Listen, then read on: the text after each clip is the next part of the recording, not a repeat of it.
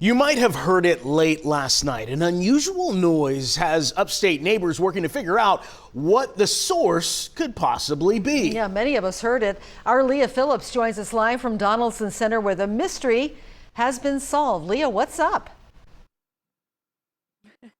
That's right, Nigel, Carol. From Travelers Rest to downtown Greenville, all the way to here at the Donaldson Center, it is the sound heard round the upstate, and it's brought up a lot of questions over the last couple of hours. And we went ahead and took a closer look at what caused it. That sound has hundreds of people on social media asking the same question. What is it, and where is it coming from? Basically, it sounds like there's a jet engine right in your backyard.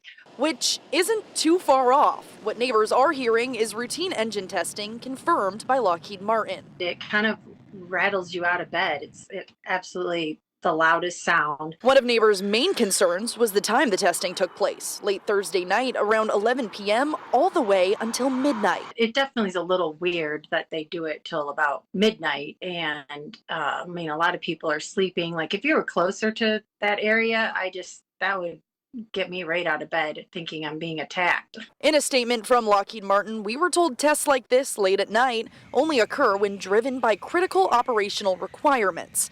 Also stating, we appreciate the community's understanding as we carry out work that supports our national security and allied defense.